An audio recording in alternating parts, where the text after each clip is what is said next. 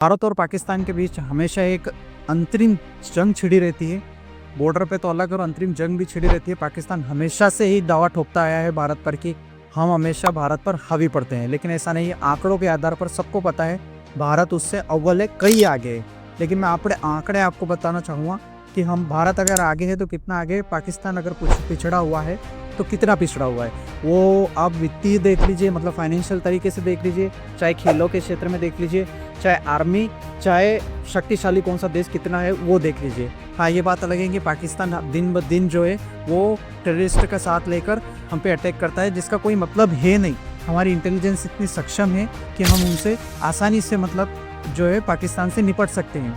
यहाँ पे नेता जितने भी अपनी रैलियों में ये बोलते हैं कि पाकिस्तान पाकिस्तान पाकिस्तान का नाम लेकर वोट लेते हैं, वो कतई फर्जी है।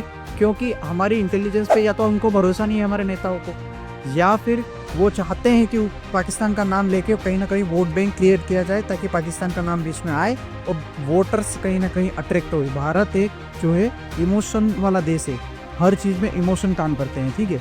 तो मैं आपको आंकड़े दिखाना चाहता हूँ उससे हटके, पॉलिटिक्स से हटके, कि पाकिस्तान से भारत कितना आगे है आंकड़ों के आधार पर। तो भारत की टोटल एक ही राज्य की जनसंख्या, अगर जनसंख्या के आधार पर बताऊँ मैं आपको, तो उत्तर प्रदेश की ही जनसंख्या 24 करोड़ है और पूरे पाकिस्तान की जनसंख्या 24 करोड़ है। तो आप अंदाज़ा लगा सकते हो कि भारत और पाकिस्तान का कहीं से भी मुकाबला नहीं हो सकता है जनसंख्या के आधार पर भी। आर्मी की अगर बात करें तो दुनिया की तीसरी सबसे बड़ी आर्मी हमारे पास है, भारत के पास है। दुनिया का तीसरा सबसे ताकतवर देश आर्मी के हिसाब से भारत है। और वहीं पाकिस्तान का अगर स्थान है वो 9वें स्थान पर, यानी कि 6 कदम फिर भी हम आगे हैं पाकिस्तान से। आर्मी के हिसाब से भी इतना शक्तिशाली भारत देश है।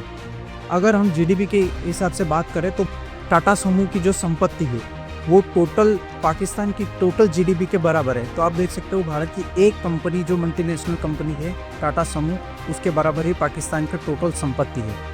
वहीं संपत्ति के ही आधार पर अगर देखा जाए तो भारत आर्थिक दृष्टिकोण से भारत 5वें नंबर पर आता है विश्व में, जबकि पाकिस्तान 158वें नंबर पर आता है जीडीपी के हिसाब से। आप अंदाज़ा लगा सकते हो कि पाकिस्तान कितना पिछड़ा हुआ देश है। उनको अपने देश के विकास और कार्यों के लिए, जो बेरोजगार लोग घूम रहे हैं उसके लिए काम करना चाहिए, लेकिन वो कहीं ना कहीं पाकिस्तान भारत को कोसने में पूरा समय उसका व्यतीत कर रहा है।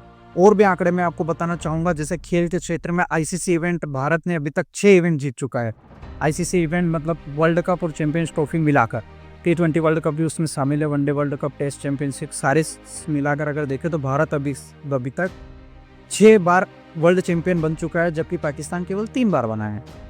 वहीं ओलंपिक की अगर बात करें तो भारत अभी तक 41 पदक जीत चुका है, जबकि पाकिस्तान केवल 11 पदक जीता है। तो आप अंदाज़ा लगा सकते हो भारत कितना आगे है पाकिस्तान से। अब आप लोग सोचोगे कि हमेशा पॉलिटिशियंस हमेशा अपनी रैलियों में पाकिस्तान का नाम क्यों लेते हैं, क्योंकि वो बैंक चाहिए उनको, वोट चाहिए उनको, वोट के लिए। बाकी पाकिस्तान को इतना सीरियस लेने की ज़रूरत मेरे हिसाब से नहीं है। और आपको भी पता होगा एक राज्य के बराबर ही पाकिस्तान है। अगर इस देश के कुछ गैंगस्टर, कोई लॉरेंस बिश्नोई कोई छोड़ जाए तो पाकिस्तान का खात्मा आराम से कर सकता है, वहाँ के टेररिस्ट को ख़त्म कर सकता है।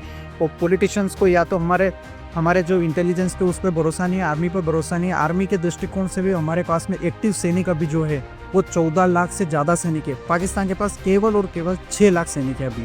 तो हम डबल से भी ज़्यादा सैनिक हमारे पास है। फिर किस बात की तरह हमेशा पाकिस्तान और भारत की डिबेट करना ही गलत है, क्योंकि पाकिस्तान हमारे से कहीं ना कहीं बहुत नीचे है। वो तो कंबोडिया के बराबर भी नहीं है, अरे युगांडा के बराबर भी नहीं है। तो हम कैसे कंपैरिजन कर सकते हैं। धन्यवाद, नमस्कार।